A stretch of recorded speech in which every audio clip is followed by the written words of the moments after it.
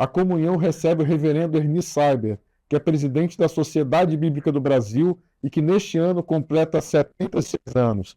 Nós vamos falar sobre os principais desafios enfrentados pela Sociedade Bíblica e também quais são os novos projetos dessa instituição.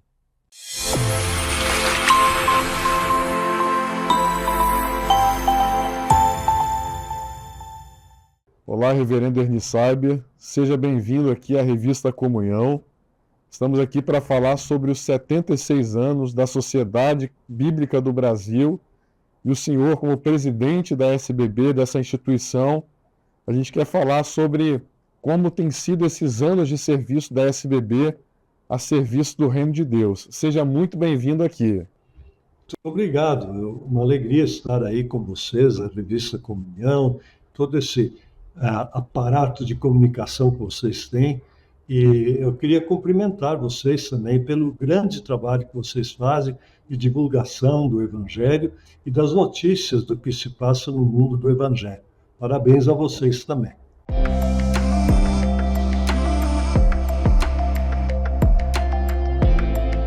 É um aniversário importante, e quanto mais anos esse aniversário tem, parece que é mais importante. O começo do trabalho de Sociedade Bíblica no Brasil se deu muito antes do que 1948. Ele foi em 1808, praticamente, numa decisão política. Dom João VI, que era o rei de Portugal, estava aqui no Brasil por causa da invasão de Portugal por Napoleão Bonaparte. Ele, chegando no Brasil, ele declarou o Brasil Reino Unido de Portugal. Quando o rei de Portugal chegou ao Brasil, a verdade é que o Brasil mudou de status. Ele, de colônia portuguesa, passou a ser Reino Unido. Ou seja, o rei morava aqui e ele tinha um status superior. Com a chegada do rei aqui, ele abriu os portos do Brasil às nações amigas. Antes, todo o comércio era proibido. Só podia haver comércio com Portugal. Abrindo os portos às nações amigas, a grande nação amiga de Portugal era a Inglaterra. E lá na Inglaterra, recém-fundada a Sociedade Bíblica Britânica e Estrangeira. E eles decidiram vir preparar lá na Inglaterra um Novo Testamento em língua portuguesa. Eles fizeram esse Novo Testamento, mandaram para o Brasil e ele chegou aqui em 1809. Alguns milhares, foram, se não me falha a memória, 12 mil Novos Testamentos. Foi a primeira ação de uma sociedade bíblica aqui no Brasil. Depois disso, as ações continuaram. E era comum naquele tempo, quando se abria o trabalho bíblico num país, a sociedade bíblica de origem abria um escritório. Então, a Sociedade Bíblica Britânica, ainda na primeira metade do século XIX, abriu um escritório no Brasil para cuidar do trabalho bíblico. Na segunda metade do século XIX, outra sociedade bíblica, dessa vez a Sociedade Bíblica Americana, também abriu um escritório aqui. E eles seguiram trabalhando juntos, cooperando, até o ano de 1946. Naquele ano, os dois escritórios se uniram e decidiram passar esse trabalho às mãos dos brasileiros. Isso aconteceu em 1948. Então, esse foi o início do trabalho da Sociedade Bíblica do Brasil. Dali para diante, é um trabalho de brasileiros feito aqui no Brasil.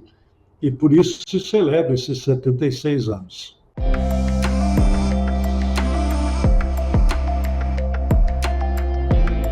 Olha, os desafios da distribuição da Bíblia são muitos, de diversas naturezas.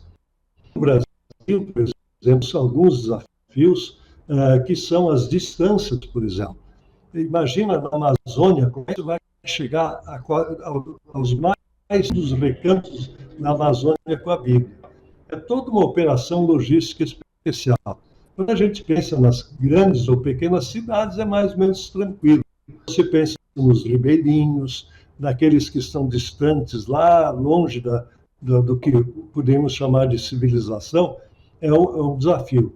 E mesmo nas cidades é diferente. Aqui nas cidades, nas grandes cidades, nas megalópolis como São Paulo, levar a Bíblia para todos os cantos dessas cidades também é um desafio. Então, esse é um desafio, digamos, geográfico ou logístico.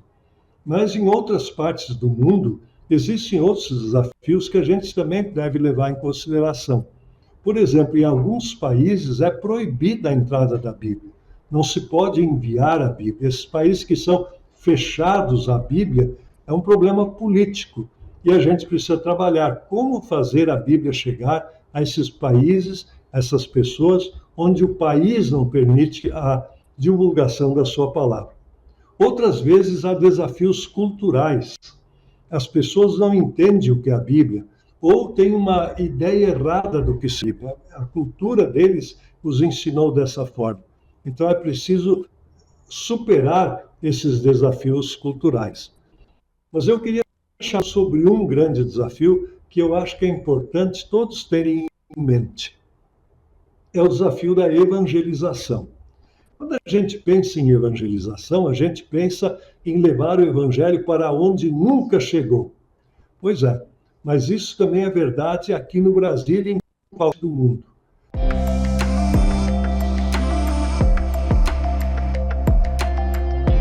Tradução bíblica é um assunto bem importante e bem complexo, de certa forma. A Bíblia foi escrita em hebraico, aramaico e grego. O hebraico bíblico é um hebraico que não se fala mais hoje em dia. O grego bíblico também não se fala mais hoje em dia. Na Grécia, no ano 2000, na Sociedade Bíblica da Grécia, e qual não foi minha surpresa quando eu descobri que eles estavam traduzindo o Novo Testamento grego do grego para o grego. Eu disse, mas não está em grego, precisa traduzir aqui na Grécia? E eles disseram sim, porque o grego que se fala hoje não é mais o grego que se falava há 2000 anos atrás. Vejam que coisa. Então, a tradução da Bíblia ela é um processo constante. As línguas vão mudando do sentido das palavras. Tradução da Bíblia, então, você tem que traduzir sempre, para que as pessoas de cada tempo entendam na língua que elas falam. Um outro aspecto é o nível linguístico que se usa na tradução. Por exemplo, uma linguagem acadêmica, usando termos rebuscados, que tem a vantagem da precisão, mas muitas vezes não são entendidos pelas pessoas, vão fazer uma tradução que você não consegue entender, que o povo não consegue entender ao ler. Então, é isso que se cuida, não se muda o texto bíblico na tradução. A gente apenas procura adaptar o nível de linguagem para que as pessoas possam entender. A Bíblia é um livro de não muitas palavras, é um livro o número de vocábulos não é tão exagerado. Mas para traduzir o sentido exato de cada palavra, você precisa entender o contexto. E a mesma coisa se dá na língua para a qual se traduz. Você tem que entender o contexto.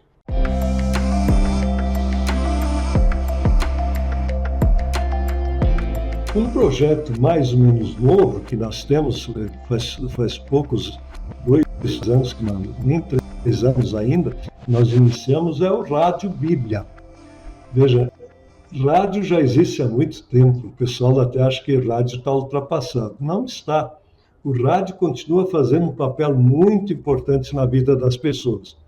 Mas o rádio é uma plataforma de comunicação diferente. A Sociedade Bíblica do Brasil, por exemplo, tem uma rádio web, e a gente chama a Rádio Bíblia.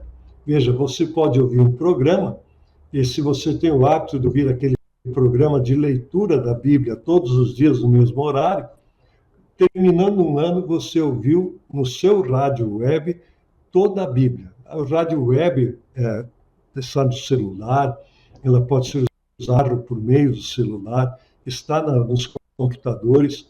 Então, essas são novidades no mundo da Bíblia. Existem aplicativos que a Sociedade Bíblica tem, o bibliasbb.org.br, me parece que é esse o nome do aplicativo, mas no site da SBB se encontra, você pode baixar o aplicativo e você tem acesso à leitura de todas as traduções da Bíblia em português da Sociedade Bíblica do Brasil gratuitamente. Tudo isso são novidades, os planos de leitura. Nós recebemos uma homenagem de um dos aplicativos mais usados em Bíblia, que agora também está aqui no Brasil. Nós tivemos, dos planos de leitura da SBB, quase 2 milhões de planos completados no formato digital. Ou seja, que as pessoas começaram a ler aquela sequência de textos sugeridos e completaram.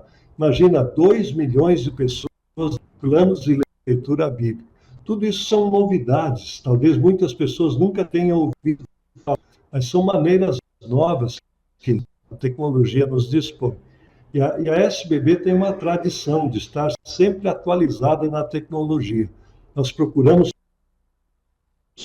sociais tentando levar a palavra de Deus para todas as pessoas. E, reverendo, ao falar dessa tecnologia, a gente queria saber sobre de qual forma a SBB trabalha a inclusão, a Bíblia em Braille, a Bíblia em Libras. O Braille, embora seja bastante conhecido, muitas pessoas ainda perguntam o que é isso. O Braille, na verdade, é um alfabeto. Cada letra tem, em papel, em alto relevo, você tem ali pontos que a pessoa que é treinada, que aprende a ler o Braille, consegue ler as letras A, B, C, D, E e assim por diante.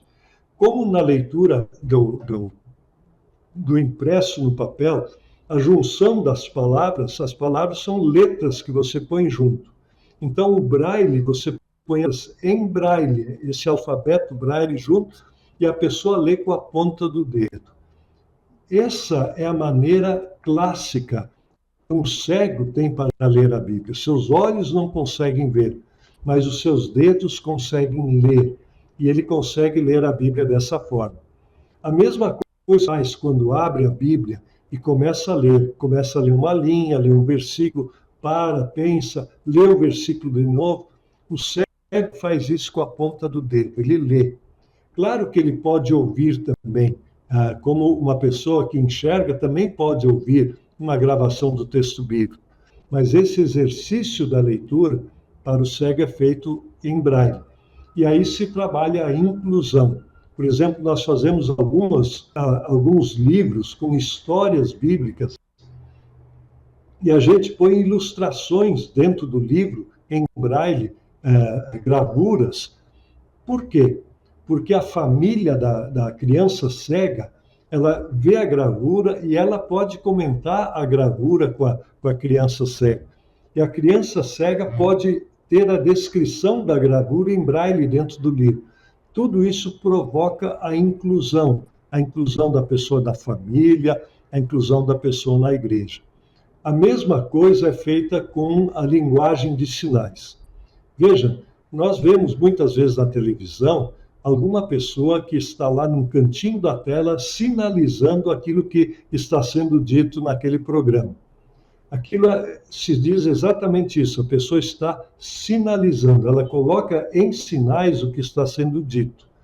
Mas não é uma tradução. Como a tradução ao vivo, que nós falamos também, é uma tradução rápida, ela não é esmerada. A tradução da Bíblia é muito mais complicada do que isso. Vou dar um pequeno exemplo como é complicado. Todos sabem que o Salmo 23, o Senhor é o meu pastor, nada me faltará. Qual é o sinal do cego para pastor? Pastor tem duas ideias. O pastor de igreja, que é aquele pastor tradicional, que usa uma história que faz. Esse sinal que eu estou fazendo aqui na tela é o sinal de pastor de igreja. Mas o pastor é alguém que segura o cajado, pastor de ovelhas. Agora, quando o Salmo 23 dizia, o Senhor é o meu pastor, ele estava pensando no pastor da igreja ou no pastor de ovelhas? Veja, é preciso sinalizar corretamente, é preciso traduzir com que a pessoa entenda o sentido original do texto. Então, nós estamos fazendo, junto com outras agências, a tradução da Bíblia para Libras, Língua Brasileira de Sinais. Isso está em andamento. Já tudo aquilo que a gente já tem traduzido, e a tradução em Libras, ela precisa ter uma gravação, é em vídeo, a pessoa olha aquilo, não, o som não tem som, ela apenas lendo as mãos, ela sabe o que se passa. E ele já está disponível, toda a tradução que é feita é colocada no site da SBB gratuitamente, para que a comunidade surda possa ser integrada também pela palavra de Deus. Sim. E quais são as principais oportunidades que a SBB enxerga para ampliar o alcance da Bíblia atualmente? Tem muitas oportunidades, tem muitas oportunidades. O nosso mundo de hoje é organizado de forma diferente do que antigamente. Uma das coisas que organiza o mundo, por exemplo, nós temos o mundo do trabalho. Eu coloquei aqui na minha mesa essa Bíblia, Fé e Trabalho, por exemplo. Essa Bíblia foi feita justamente pensando nas pessoas que trabalham, organizam o trabalho. Como é que se aplica a fé ali no mundo do trabalho? Um mundo onde as pessoas passam a maior parte do seu tempo. E precisa dar sentido para elas também. E esse sentido não é dado pelo salário ou pelo esmero na profissão. Esse sentido do trabalho é dado também por Deus, porque Ele que criou esse mundo também, para nós servirmos uns aos outros e servirmos a Deus. Então, uma Bíblia que reflete sobre esse mundo. Existem outros desafios, por exemplo, a questão da família. Todos os países do mundo, uma das grandes discussões é o que é uma família. Veja, uma família é fácil de reconhecer, o pai, a mãe, filhos, irmãos, os avós e tal. No entanto, as pessoas hoje têm dificuldades em entender. Então, tem Bíblias para a família, tem Bíblias para a criança, são oportunidades que estão aí. E a tecnologia ajuda em todos esses casos, né, para levar a palavra de Deus às pessoas. São grandes desafios. Eu costumo brincar aqui na Sociedade Bíblica, quando eu falo com as pessoas, dizendo tem tanto desafio que parece que até hoje a gente não fez nada. Está tudo ainda por fazer. E a gente se alegra com isso. Com certeza. E a gente já está chegando ao final, Eni. E como a organização Sociedade Bíblica do Brasil colabora com outras sociedades bíblicas ao redor do mundo? As sociedades bíblicas são organizações sempre com base territorial. A Sociedade Bíblica do Brasil, sua base territorial é o Brasil. Existem mais de 150 países com sociedades bíblicas e elas todas se juntam numa organização chamada Sociedades Bíblicas Unidas. É uma grande fraternidade onde se compartilha conhecimento, se compartilha trabalho, na hora do aperto um ajuda o outro. A Sociedade Bíblica do Brasil, por exemplo, dentro das Sociedades Bíblicas Unidas, ela ajuda os países de língua portuguesa, por exemplo, com ideias. Nós imprimimos as Bíblias para eles aqui no Brasil, eles compram, então, e pagam aqui para o Brasil, eles não recebem de doação fora, porque pela organização que a Sociedade Bíblica do Brasil tem, uma organização social, ela não pode fazer doações pela lei brasileira para o exterior. Mas para eles é bom, eles não têm isso no seu país, então eles são bem servidos aqui. E já imprimimos Bíblias aqui para mais de 50 línguas. Então é um trabalho muito grande de colaboração, e nós recebemos ajuda também. Por exemplo, 2 barcos da Amazônia que trabalham com os ribeirinhos, recebemos ajuda de várias sociedades bíblicas para fazer aquele trabalho.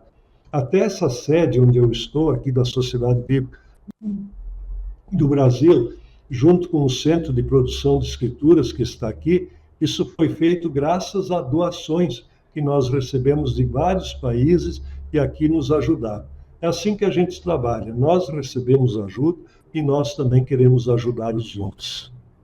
Eni, a gente já está chegando ao fim aqui da nossa conversa, entrevista, mas eu queria pedir para o senhor, em nome da SBB, deixar um recado para os brasileiros aqui, para aqueles que amam a palavra de Deus e que estão assistindo a gente nesse momento, né? Um recado em nome da SBB, dessa instituição que tem colaborado, né, há 76 anos aqui no Brasil para a distribuição da palavra de Deus. Se tem uma coisa que seria boa para o Brasil, que já foi boa no passado, é boa no presente, continua sendo boa para o futuro, é a Bíblia. Na Bíblia a gente aprende coisas muito importantes para a vida.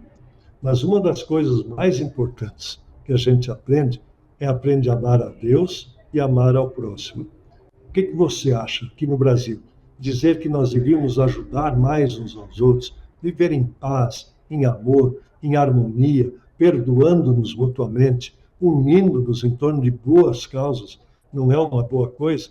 Isso faz parte do ensinamento bíblico.